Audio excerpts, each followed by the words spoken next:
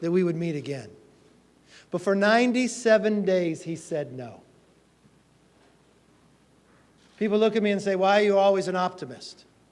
Because I know, as an American, tomorrow will be better than today.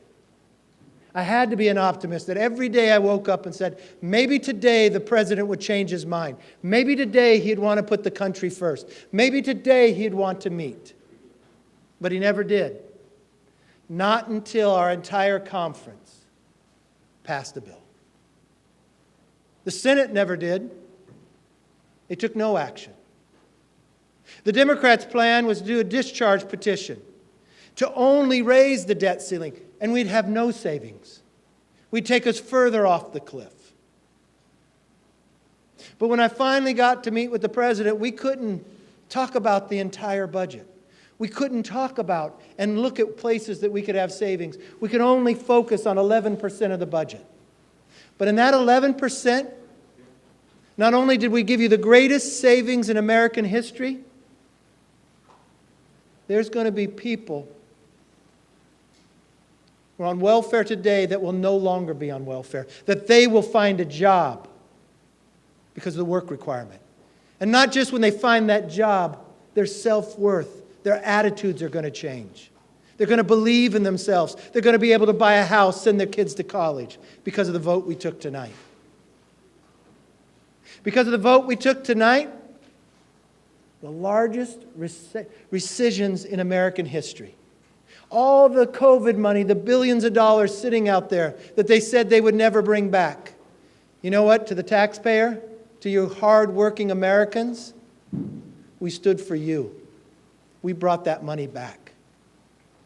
For those who are afraid that they're going to get audited because the president wants to have 87,000 new IRS agents, right now he has 0. We took every single dollar they were going to hire somebody this year away. And I promise you, I'll be back next year and next year and next year. Because I believe government should be here to help you, not go after you. We didn't just take the money from this year, we took another $20 billion. I think we should get some more border agents with that $20 billion. I think that's where America would want to see us go. We capped the ability of growth, of spending in government for the next 6 years. We're holding people accountable to do the work you're supposed to do as a member. Otherwise, cuts across the board. We are unshackling what holds America back for competition with other countries. For the first time in 40 years, we changed the environmental review process. So you don't have to wait 7 years on average to build a road. You could do it in 1 or 2. So it's not just the bridges, it's not just the roads, it's the energy projects that will make us energy independent. We stopped $400 million going from the CDC Global Health Fund, not to Americans, but taking Americans' money to send it to China. I believe in looking after America first. More than 2/3 of our conference voted for it. We got all the Democrats who signed a discharge petition to say they would never raise the debt ceiling, only raise it clean. We got them to vote for it too. So think about how much further we can go. I didn't stand far from this room after 3 days of trying to get elected speaker. And every question you gave me, what could we survive? What could we even do? I told you then, it's not how you start, it's how you finish. Each week, we have stood up for the American public. Be it its strongest border security, be it a parent's bill of rights so you can have a say in your kid's education, be it ending the pandemic or standing up against those who are weak on crime to make our streets safer. Tonight, I hope we proved it to you again, that we put the citizens of America first. And we didn't do it by taking the easy way. We didn't do it by the ways that people did it in the past by just lifting it. We decided that you had to spend less, and we achieved that goal. Is it everything I wanted? No. But sitting with one House with a Democratic Senate and a Democratic president who didn't want to meet with us, I think we did pretty dang good for the American public. My last question, my last statement to everyone in America, I will never give up on you. It wasn't an easy fight. I had people on both sides upset. But I was focused on you. And I will stay focused on you because I'm waking up tomorrow going after everything we didn't get here today. This is an extraordinary team that helped us. Our majority leader, Steve Scalise. Thank you, Mr. Speaker. Nobody said it would be easy to break Washington's out-of-control spending pattern. It's been going on for decades. If you look at the spending curve, just how much money every year Washington has been spending more than it takes in. And for years and years, people would say somewhere it's got to start where they turn the ship, where they start righting the ship, where we finally start cutting spending. Yet it never happened. Republican, Democrat administrations failed, and tonight we took the first step. A bill that actually cuts real dollar spending next year compared to what it was this year. That's an important, critical first start. It's just the beginning. This is by far not the end. It is the beginning of changing the pattern of spending in Washington. And make no mistake, if Nancy Pelosi was still Speaker and the Democrats were in charge, we wouldn't be having a conversation about how much we cut. The conversation would be about how much more did Washington vote to spend? How many more taxes did Joe Biden put on the hardworking families of America? Because that's what President Biden wanted to do. He made it crystal clear, not just to Speaker McCarthy, but he actually talked about it publicly. He wanted more taxes, even though he's passed over $1 trillion in new taxes, and that tax and spend burden over the last 2 years is one of the reasons why families are struggling today, why inflation is running, skyrocketing, out of control today. It wasn't until Speaker McCarthy said, that day is over. No taxes. In fact, no new spending. We're finally going to start negotiating about how much to cut, how much to save for the American people, how much can we finally get our country turned around and start growing the economy. And this bill contains components of all of those elements. Real cuts in spending. If you look at some of the important factors, just cutting over $1 billion in the IRS. President Biden wanted to more than double the agency. And CBO confirmed it was going to be going after lower-income families.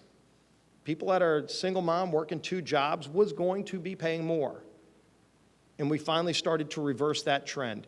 Real work requirements. You want to talk about something that's going to help change the culture of this country. Getting people back to work at a time when everybody's looking for workers. You know, people think it's psychotic that the federal government is borrowing money from countries like China to pay people not to work at a time when everyone's looking for workers. And not only do these work requirements help restore the dignity of work, but these work requirements will help strengthen programs like Social Security and Medicare that are so vital to us and so important to those people who earned those benefits. Yet when President Biden started paying millions of more people to sit on the sidelines, to turn down work and still get over $35,000 a year in benefits, they're not paying into Social Security. They're not paying into Medicare. That's one of the reasons why those programs are going towards bankruptcy under President Biden. We reverse that trend by strengthening important programs like Social Security and Medicare. A lot of other important provisions in this bill, but again, this is the first step. This is a down payment on the other things that we're going to start doing, but none of those things would be possible if we didn't start tonight in the action that was taken by this House in this majority. With that, I want to yield to somebody who's been working overtime to make sure that all of our members from every swath of our conference have been able to talk about the important components of this bill all around the country over these last few weeks. Our conference chair, Elise Stefanik. Thank you, Steve. Today is truly a historic day. The Fiscal Responsibility Act is a win for the American people and future generations. I know that as the newest mom in Congress, when I think of my son Sam, when I think about the babies born in this country today, we are standing up for them. I also want to thank Speaker Kevin McCarthy for his extraordinary leadership, this entire team, Patrick and Garrett for leading the negotiations, and the dedicated and disciplined teamwork of our House Republican Conference to successfully communicate our message and deliver this result for the American people. The Fiscal Responsibility Act will be the largest deficit reduction in history. It will restore fiscal sanity, and it will hold Washington accountable. Despite being consistently and constantly underestimated by the mainstream media, week after week since the start of this Republican Congress. But week after week, day after day, House Republicans will work tirelessly for you, the American people. We will continue to provide policy solutions and successfully communicate around these critical issues to strengthen our economy. And we won this public narrative with the support of the American people. Between President Biden and Speaker McCarthy, House Republicans won from start to finish. The passage of this legislation is a testament to House Republicans delivering on our commitment to America, an economy that's strong. I look forward to the Senate passing this bill, and again, I thank Speaker McCarthy and the entire conference for their teamwork and leadership to deliver this result. I'm now honored to turn it over to one of our chief vote counters, our chief deputy whip, and I want to also thank our whip, Tom Emmer, for their incredible work throughout this process. My good friend from Pennsylvania, Guy Rushenthaler. Thank you, Chairwoman Stefanik. You know, we got to remember where we were when we started. Everybody said that the Democrats would not negotiate, that Biden would not negotiate, that there had to be a clean debt ceiling increase. And we were told that Republicans would never have the votes to lift a debt ceiling. And we passed Limit, Save, Grow with Republican votes. We did that despite everybody saying we wouldn't. And then we came back, we got Kevin McCarthy in the room, we got Garrett Graves in the room, Patrick McHenry to negotiate. And we were told again that Republicans would not have the votes to get this done. And tonight, we passed this with over two-thirds of our conference voting for this act. And we knew we had to do two things. Of course, we had to lift the debt limit. We had to avoid financial disaster, but we also had to have real spending reforms. And this is the largest deficit reduction we've had in history. So I couldn't be more proud of Whip Tom Emmer, our entire whip team, Speaker McCarthy, and the two negotiators that we had in the room, Garrett Graves and Chairman McHenry. And with that, I'd like to hand it over to my good friend, Chairman McHenry. Hey, thanks, guys. Thank you. Well, first of all, it was an honor to negotiate on behalf of House Republicans and Speaker McCarthy. That was a true honor. And it was a real privilege to work with Garrett Graves of Louisiana, who's become a very dear friend of mine and a trusted confidant. It was tough. It's a tough negotiation. It didn't please everyone. Go ask anybody in the halls, right? It's divided government, so our expectations have to be right on what we can achieve in divided government. But even in divided government, we brought a fiscally conservative package to the House of Representatives, commensurate with the House Republicans' demands that we pare down spending, commensurate with the command of the Speaker that we spend less money next year than we spent this year. And we delivered on that. It's $2 trillion of savings. And what that means for the taxpayer is it lightens their burden to pay higher taxes in the future for the debt we're accruing today. We have work requirements, and we think the value of work is important for American society, and we give people that opportunity and connect it with the social safety net. And we balance that, making sure that we are careful about the homeless population and veterans and those right out of foster care. We're very thoughtful about that. And finally, with permitting reform, with environmental law changes, we're going to see energy production here in America that will happen more quickly. We're going to see projects happen, like roads and bridges and buildings, happen more cheaply and a whole lot faster. So there's a good package. And this is a down payment on what conservative governance can look like in Washington, D.C. But in a divided Washington, it's not perfect, but it's a step in the right direction for the conservative philosophy that I hold and the outcomes that I seek and House Republicans seek. But I want to thank Speaker McCarthy. without his focus and effort, without building consensus among House Republicans and being able to deliver on a bill that raised the debt ceiling, we wouldn't have been at the negotiating table. So we had a lot of folks that wanted to make the perfect the enemy of the good. This was quite a good package. I'm proud of the work we were able to put forward, and I'm proud that this bill can become law. And it was a real honor to work with my good friend, one of the most intelligent, focused members of Congress, and one of the worst practical jokers that I've ever met, my good friend, Garrett Graves. Thanks, Patrick. Wow, what a year it's been. Y'all remember in January, you're sitting here looking at one of the thinnest majorities in modern history. You're watching a bumpy January start. And you, along with everybody else around the country, was sitting there thinking, this is going to be a dysfunctional Congress. But I'll tell you, there's one person who's standing behind me who said this isn't going to be a dysfunctional Congress, this is going to be a transformational Congress. And with one of the thinnest majorities in modern history, look at what's happened in this House of Representatives, how this speaker's been able to unite members of this conference with diverse ideology, being able to pull people together and passing legislation which transforms how we deal with energy in the United States, helping to lower prices, helping to lower emissions, helping to sever our dependence upon foreign countries for energy. We have a crisis on our southern border with millions of citizens of other countries illegally crossing into our nation, bringing fentanyl that's killing our own citizens, enriching cartels, human trafficking, and this speaker brought a diverse group of people together, and we passed border security. We passed American security legislation. We had a Parents' Bill of Rights that was passed with strong support.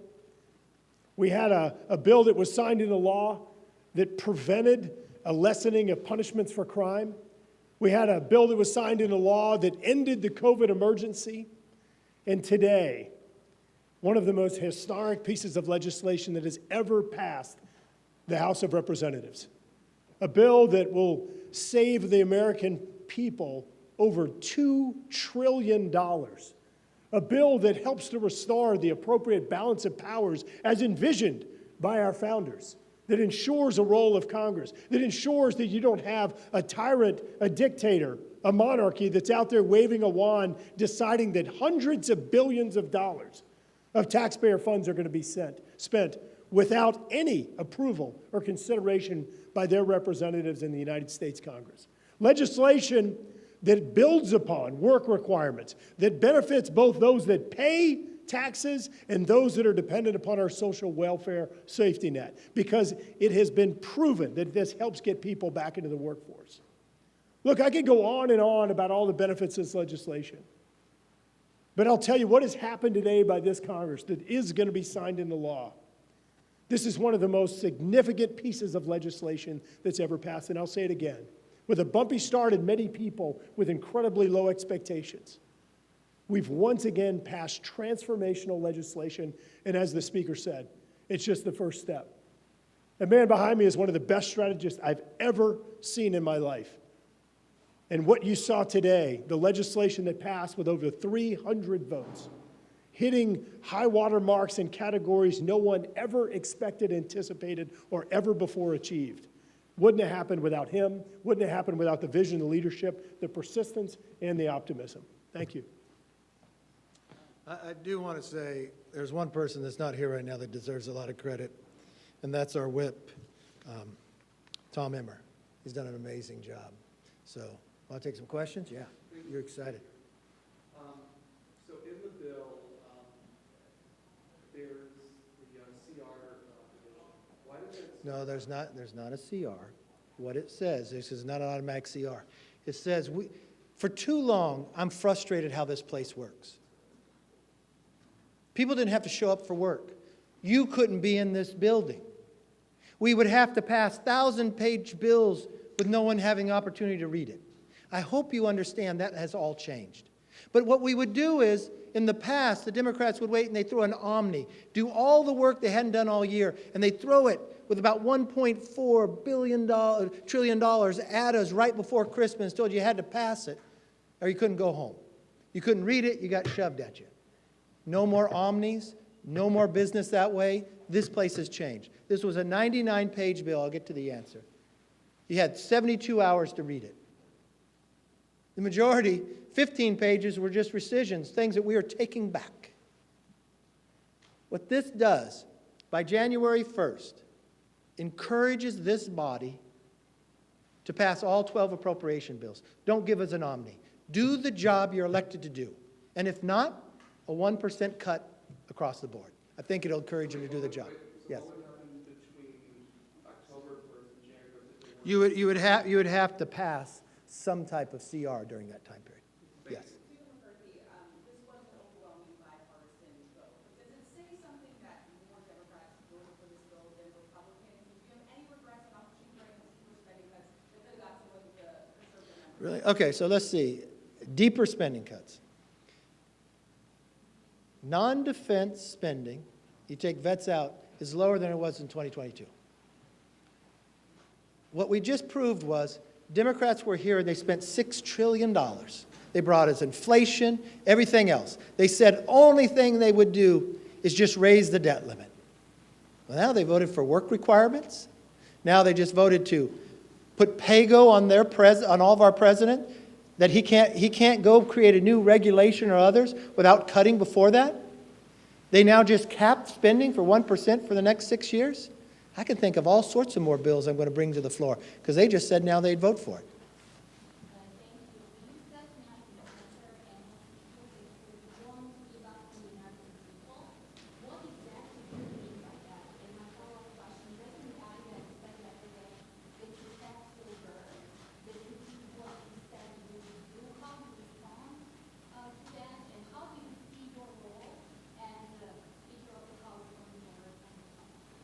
I'm not sure I heard everything, but this is what I heard the question. You tell me if I'm wrong. What does it mean to not give up on the American people? That President Biden said, I kept my word? Okay. And what do I see going forward? When I talk about the American people, I talk about we're going to stop until we make your streets safe.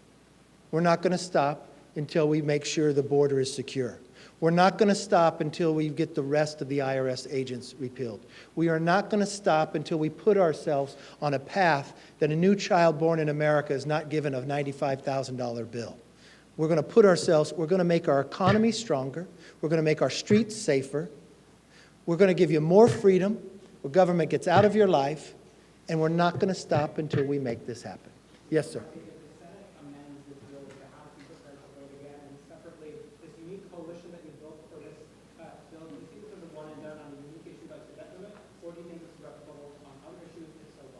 Now, let's be serious how we got here.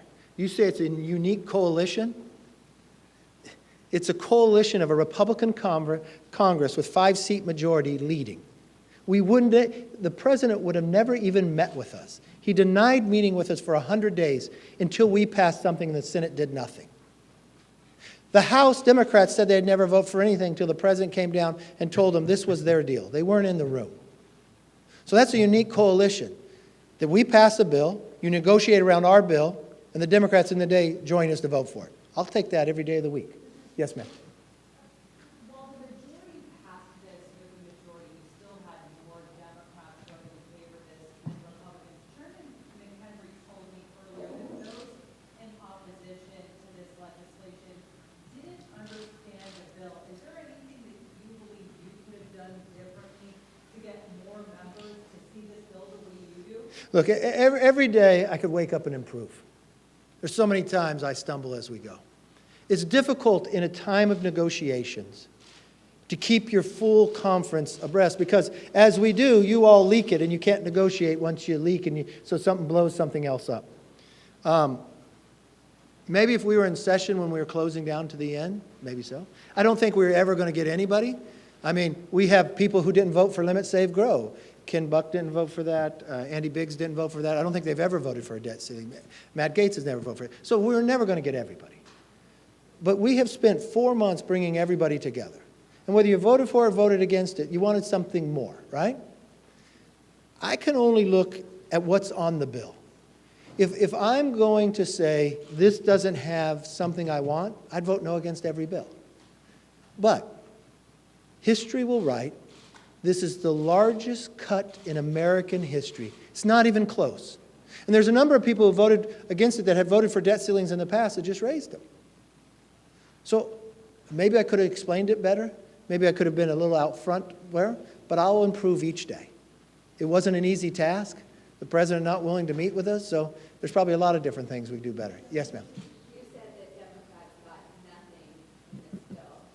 They just got more votes. So how do you define them getting nothing and getting more votes than Republicans? Well, I think they voted for it because they wanted to stick up for their president. But if you think they got work requirements, I'll bring them more work requirements. If you think they like the idea of having $2 trillion in cuts, I'm coming back tomorrow with more cuts. If you think they like the idea that we can change environmental review, I'm bringing more of that back because I didn't get everything I want. If you think the Democrats like repealing $21 billion from the IRS agents that they want to try to hire sometimes and they hired none, I'm bringing back the next $60 billion to them. So this is great. I think it's wonderful that they voted for it because they are now on record.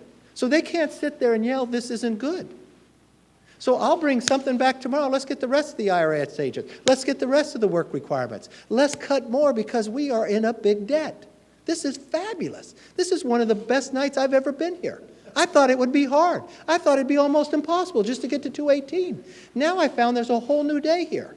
We've woken them up. Maybe they listen to our speeches. I don't know. Yes, ma'am. So you guys got, you obviously got a majority of your conference. Decided to- Two-thirds. Yeah, two-thirds. Over two-thirds, but just to be fair. Majority.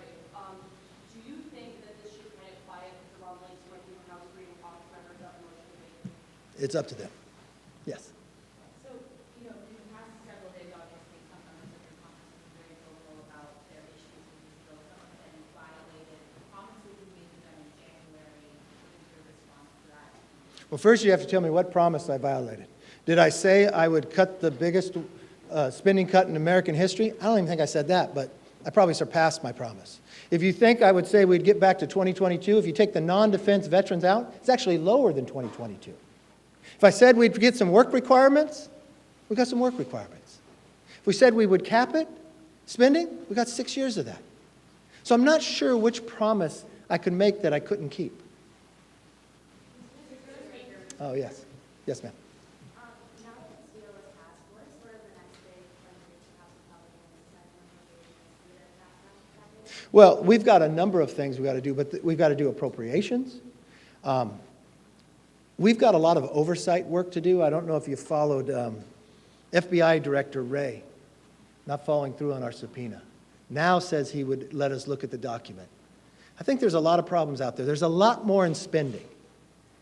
I don't think the FBI deserves a building the size of the Pentagon and some Taj Mahal to spend almost $1 billion in. I think there's a better way to spend that money. I think there's a lot of places we can look that we can find savings. I see the border that's still not secure. We passed a bill over to the Senate. So we got an appropriation process. There's a lot of ways that we can get legislation in there at the same time. We're going to work each and every day. Every day I'm going to wake up, try to improve from the day before, and keep my eye on what the American people want us to do. Yes. You all put in a lot of work. You forged some very deep relationships, I think, with your counterparts in the White House through this negotiation with government trust. What has been an ideal question? I wonder, you all this is living in a fairly divided time in our political history. Is there potential that this sort of conflict could produce some other innovations by you and the White House, like immigration? Look, there's a number of things. Well, the first thing I would say, you've got to secure the border before you do immigration reform. And we tried hard to make some of that in here.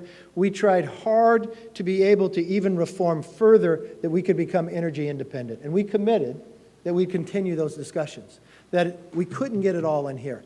But we've got to lower the cost of energy for all Americans. We could become energy independent, but we can help the world, and we can lower global emissions around the world. If we simply replaced Russian natural gas in Europe for 1 year, we would lower CO2 emissions by more than 218 million tons. 218 million tons in 1 year. It would create more American jobs. It would make our economy stronger. We need to expand our grid. Garrett has to be an expert in that. And we did forge good relationships. I will tell you, the individuals from Shalom to Young to Rachetti. I have the utmost respect for them. They are bright. They are tough negotiators. They represented in a professional manner the whole time. And you've got to understand, this was not easy. This negotiation blew up a number of times, where I wasn't sure at times we weren't going to get somewhere. There were times that one side would say to the others, maybe we need to give up. Maybe we have to have somebody else different in the room, that maybe we're not doing something that you're not seeing the way we're seeing it. But the one thing that happened is that we didn't give up, that we believed we could find a place. I know the country is divided. I watched Congress divided today. I watched my own Congress, my own conference. I will work to make sure everybody comes back. It might not be easy, but it's too important to let go. Yes. Mr. Speaker, it sounds like we won't be doing this again until 2025. What a shame there. But in the meantime, what's your message to voters as they look back on this moment and call it a historic moment in preparation for the next presidential election? Okay, well, this is what I will say. It doesn't mean we're going to wait just for the next debt ceiling to come. I didn't want to wait till the end days to do this. That's why I went down to see the president February 1st. But we're not going to solve our debt problem by trying to do it during a debt ceiling. I'm putting a commission together as Speaker of Republicans and Democrats. America has done this before. We did it right after World War II. We put a committee together of Republicans and Democrats that looked at any place that they had duplication. It was the last time we had hit debt at 102% of our GDP. And they did it together. And when they found duplication that they could eliminate, they brought it directly to the floor. No amendments, vote it up or vote it down. We can't keep doing the same thing to solve the problem. We have to think differently. And we can't do it with just one party. We are all in this together. And I'm going to encourage the Democratic leader to nominate and appoint the people who will be serious. And when I worked with Hakeem when we did the China Select Committee, that's what we got. And we were able to work together on this. So that's what I'm coming back with tomorrow. Yes, ma'am. I'm actually going to ask you about the fiscal commission. It sounds like you're looking to put this together outside Democrats and Republicans to serve on this. Would that take us still like to establish this commission? And if so, when would you bring that forward? Well, I'm not convinced yet that whether I use people on the outside or just use members of Congress themselves. I'm not sure I want to wait for a bill to pass the House and get stuck in the Senate. The Senate doesn't do much. So I happen to be Speaker. Why don't we just create it? Let's not wait. Let's do things. We don't need to keep studying. We don't need to keep waiting. The American people are tired of that. This is a new House under new direction with a new focus. The focus on them. Yes. I'm just following up on another question. If the Senate passes amendments to this bill, is the House prepared to take up amended bill from the Senate? House or Senate Republicans said that they want to offer amendments. They can offer amendments. I'm not quite sure they'll pass, but we'll take that up as it goes. Look, the House is here when they weren't supposed to be in session. I know many of them are going home. We'll do whatever needs to be done, but I doubt that it'll come back. And then can I ask on your relationship with President Biden? How has that changed over this series of negotiations? Obviously, you said negotiating with the White House didn't here. You had multiple meetings with the President himself. How has this changed your relationship with him? He hasn't invited me to dinner or lunch yet, so. Look, I respect anybody in the office. It's not an easy office to win. I understand what they're under.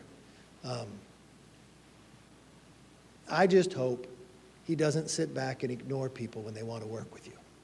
I enjoyed working with his team. I enjoyed meeting with him. We're wide apart in a philosophy. We're wide apart in the direction we want America to go. We have a much different understanding when it comes to revenue and expenditures. He has increased spending so much in America. It is the highest level we have ever spent in this country. While at the same time, we have the most money ever coming into this country with the largest debt we ever had. It is not a revenue problem, it's a spending problem. And all the president wants to do is keep raising taxes. We should take this moment in time in our history to have the highest revenue to be paying down debt, not spending more. We have a clear difference there. I respect him, I'll debate him, but I'll work with him if we can lower the debt. Yes, ma'am.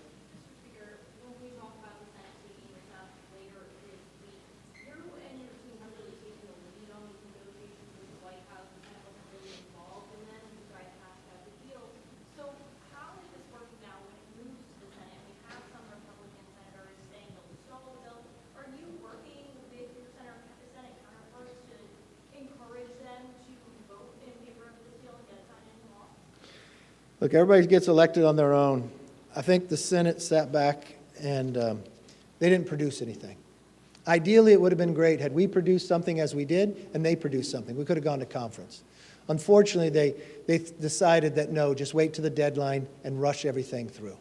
We think Congress should act differently. We should be more responsible. We should be reasonable. We should be sensible. And that's exactly what we did. So I'm sure they can pass the bill. We just sent them one, and it's going to be law. Did you speak to former President Trump about this bill? And so, what did he say about it? No, I speak to President Trump, but we didn't talk much about the bill.